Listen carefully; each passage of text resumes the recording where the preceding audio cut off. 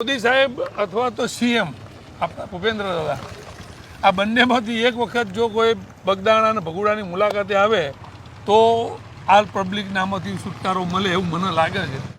એટલે અધિકારીઓને હું હજી ફરીથી કાલે કીધું હતું ને ફરીથી કહું છું, જાગી જજો. એટલો બધો મને મજબૂર ના કરતા કે મારે પછી તમારા બધા પોલ બહાર લાવવા પડે. એ પહેલાં આ પબ્લિકને એમની પ્રાથમિક સુવિધા આપવાનું કરજો, નહીંતર પછી હું એને આરટીઆઈ કરીને તમારા કૌભાંડ સુધી પહોંચીશ. ગિરીશભાઈ અહીંયા પડ્યામાં હાથ ભાગ્યો. એટલો રસ્તો ખરાબ છે.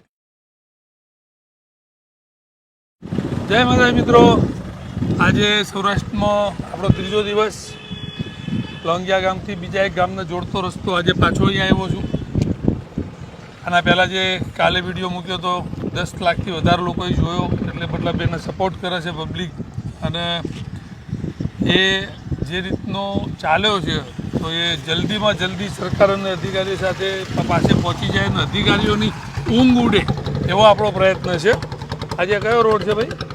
આપણે આ રોડ છે લોયંગાથી લોંગડી, તો 2 કિલોમીટરનું અંતર છે. બરોબર. લોંગિયાથી લોંગડી, લોંગિયાથી લોંગડી તો 2 કિલોમીટરનું અંતર છે. આવું 7-8 વર્ષથી આ રોડ ખરાબ છે. આ રોડની હાલત તમે આયા જોવા જેવી છે.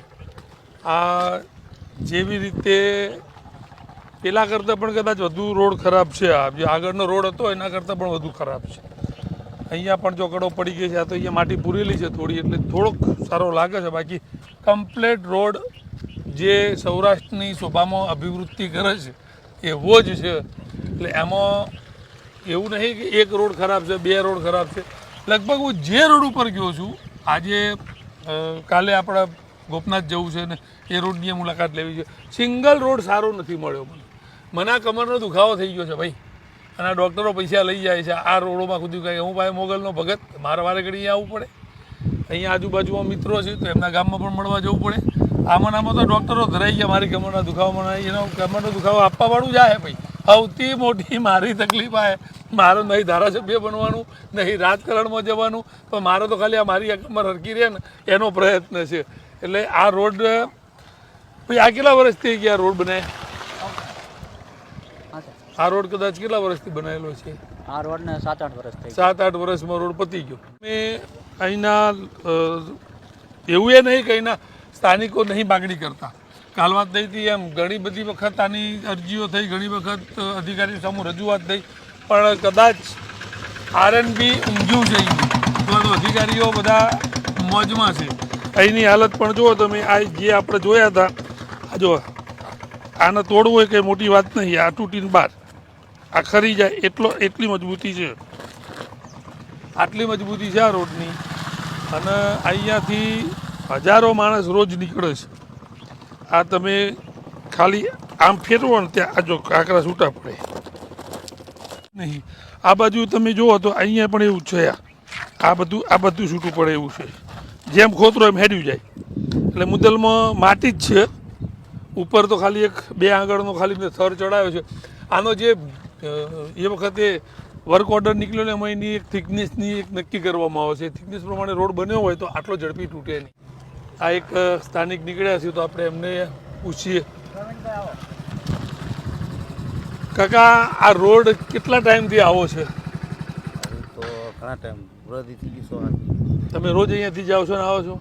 તકલીફ નહીં પડતી? પડે તો ખરું. હું કહું હું કહું તો તમે આની કઈ માગણી કરો ને સરકાર પાસે. હવે અમને સાહેબ ખબર ન પડે હું માંગણી કરે. આમાં ડેપમ જાય ડરતા હું કહું ખોટા પાકા ટોકવા. સૌરાષ્ટ્રનો સૌથી મોટો તકલીફ આ છે કે અહીંની પબ્લિક જાગૃત નથી. અહીંની પબ્લિકને તકલીફ એ છે કે ભાઈ અમને કાંઈ ખબર જ નહીં પડતી એવું કહીને આપણને ઊભા રહી જાય છે. પરંતુ ખબર પાડવી પડશે. જો નહીં પડે તો તમારે આ કાયમ માટે ભોગવવું પડશે. વાત કરીએ. શું નામ છે ભાઈ તમારું? મુન્નાભાઈ. મુન્નાભાઈ અહીંના જ છો? આ રોડ કેટલા ટાઈમથી આવો છે? 7 વર્ષથી આવો છે? 7 વર્ષ. તો તમે રોજ આવો જાઓ છો ગાડી વાહન લઈને, તો તકલીફ નહીં પડતી? સરકાર કા ધ્યાન દેતા નથી. સરકાર ધ્યાન દેતી નહીં, પણ અધિકારીઓ એ સાંભળતા નહીં. સરકારને ખબર પડે તો ધ્યાન દે ને. તમારા અધિકારીઓ સુધી પહોંચવું પડે. અમે 7 વર્ષ હાલીએ બરાબર. બીજી ગાડી છે, એક ગાડી તો આમાં પૂરી થઈ ગઈ. આ લાવ્યા 3 મહિના થયા. એક ગાડી આમાં પૂરી થઈ ગયા રસ્તામાં. હા, તો આ રસ્તામાં પણ હારાની ગાડી પૂરી થઈ જાય એવી રસ્તો છે. રસ્તો જેટલો ખતરનાક છે. તો આપણે તમારી તકલીફ ઓછી થાય એવું કંઈક અમે પ્રયત્ન કરીએ છીએ. જરૂર પડે તો તમારે આવવું પડશે, બરોબર? હા એ પણ આપણે હજી આગળ જઈએ અને હું તમને આગળનો બીજો રસ્તો બતાવું અને એનો પણ જે પેલા કોન્ટ્રાક્ટરનું આપણું બોર્ડ મારેલું હોય છે ને એ બોર્ડે આપણે બતાવીએ કે આ કયો મહાન કોન્ટ્રાક્ટર હતો કે જેને આ ડિઝાઇન બનાવી છે. એના પાસે એન્જિનિયર કોણ હતો એ પણ આપણે જોઈએ કે આટલી બેસ્ટ ડિઝાઇન બનાવી કોને. આ એન્જિનિયરનું સન્માન થવું જોઈએ, કારણ કે કોઈ આવી ડિઝાઇન બનાવી ના શકે, એની ડિઝાઇન બનાવી છે તો આપણે એનું સન્માન કરવા માટે આપણો બોર્ડ સુધી પહોંચીએ.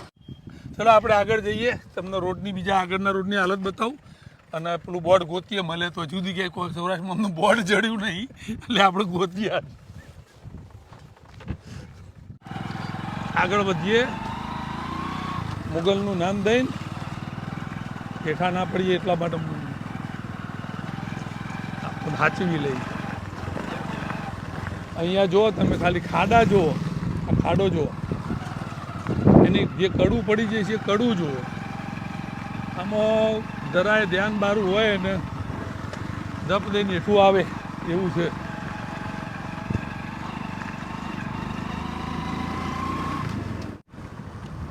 આ પોઝિશન જો, આ બાજુ આખું ઢળી ગયું છે, આ બાજુ આખું ઢળી ગયું છે, બે બાજુ કડો પડી ગઈ છે. આ વચમાં એક પટ્ટી નાની હરખી છે, બાકી રોડ ગોત્યો જડે એમ નહીં. અહીંયા આ બાજુ પણ જોઈ શકો છો તમે, આ આખો છેક 2 કિલોમીટર સુધીનો આખો રોડ આવો છે.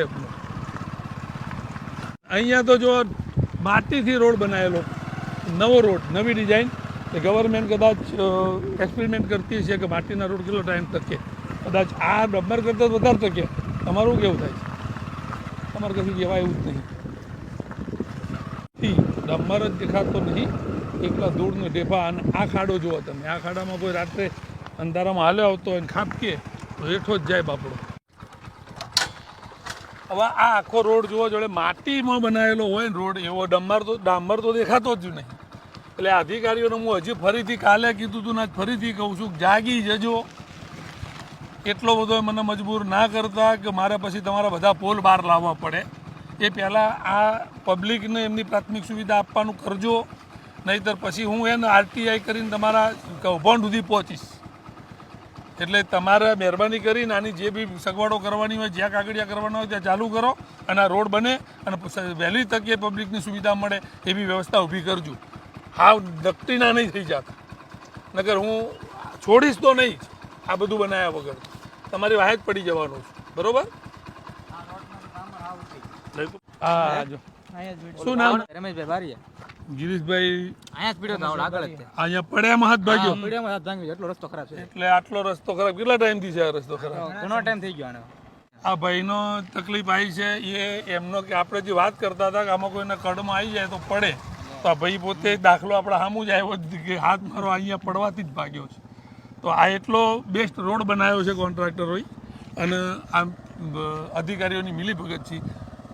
તો અધિકારીઓને એક જ શબ્દ કહેવો છે કે હજી ચેતી જાજો, આ પહોંચવું પડે અને આવા સામાન્ય જે મજૂરી કરી અને પોતાનું ગુજરાન ચલાવતા લોકોની હાયો ના લેશો. એ હાયો બહુ નડશે. આગળ જતા તમારા દીકરાઓને તકલીફ આવે ને તો તમને આની તકલીફ સમજાશે, તેવું નહીં સમજે. બસ આવો પથ્થર હોય કે પથ્થર ઉપર ચડી ગઈ ગાડી, આમ ગાડી રડાઈ ગયા, આમ બરોબર. કાબુમાં ન આવી ગાડી. એકલા જ ખરાબ છે. હા, 2 જણા આવડો ભાઈ હતા સાથે. તમને વાગ્યું હતું? તમારા નસીબ સારા હતા એટલે વાગ્યું નહીં એમ ને?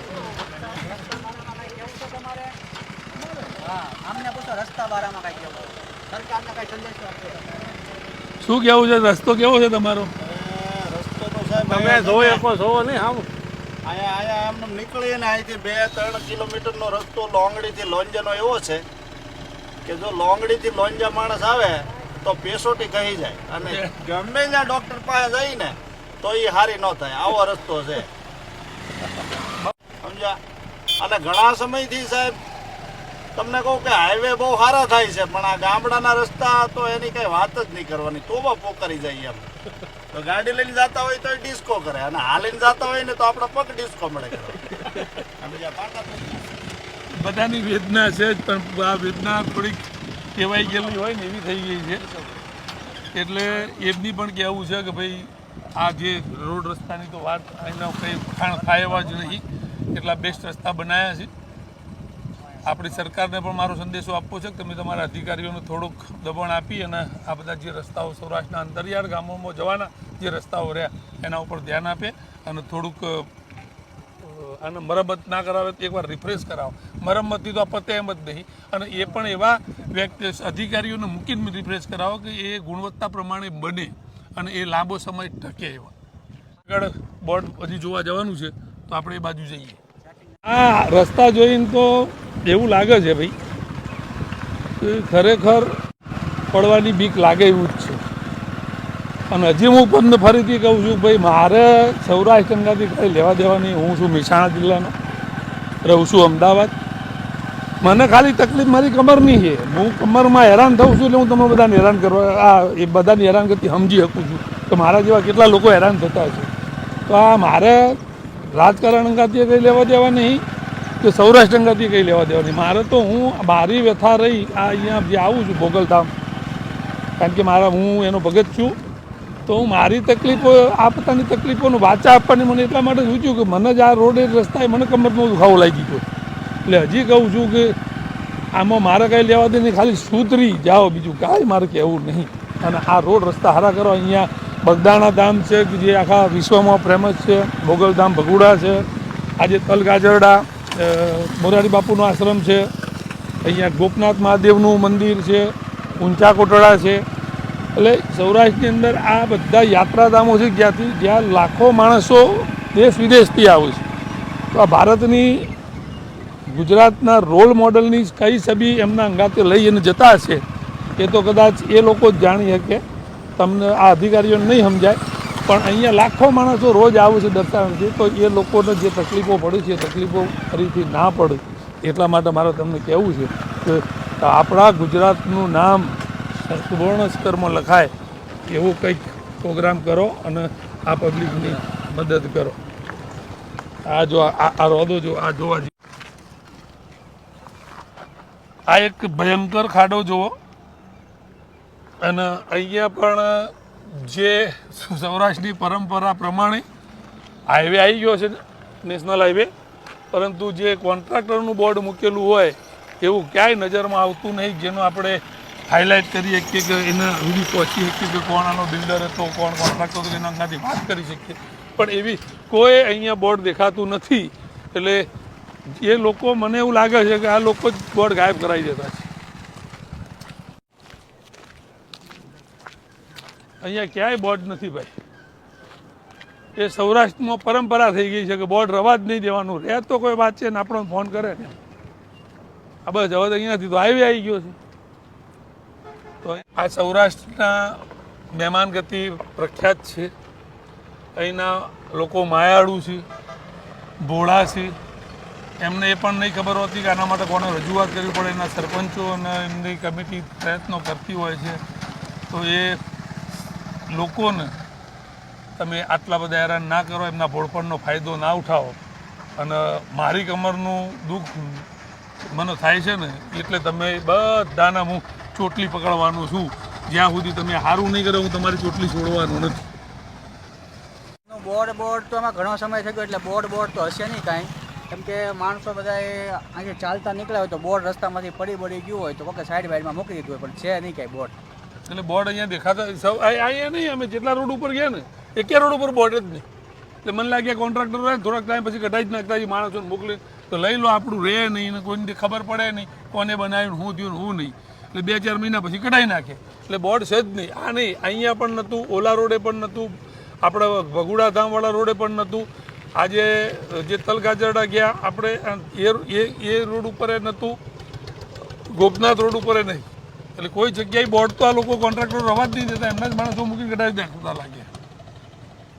એટલે આપણે આની પણ એમની ચોટલી કીટો થઈ જાય એવું કંઈક કરીએ અને એક પ્રયત્ન કરીએ કે આ રોડ વહેલી તકે સારો થાય. મોદી સાહેબ અથવા તો સીએમ આપણા ભૂપેન્દ્ર દાદા, આ બંનેમાંથી એક વખત જો કોઈ બગદાણા અને ભગુડાની મુલાકાતે આવે તો આ પબ્લિકને આમાંથી છુટકારો મળે એવું મને લાગે છે.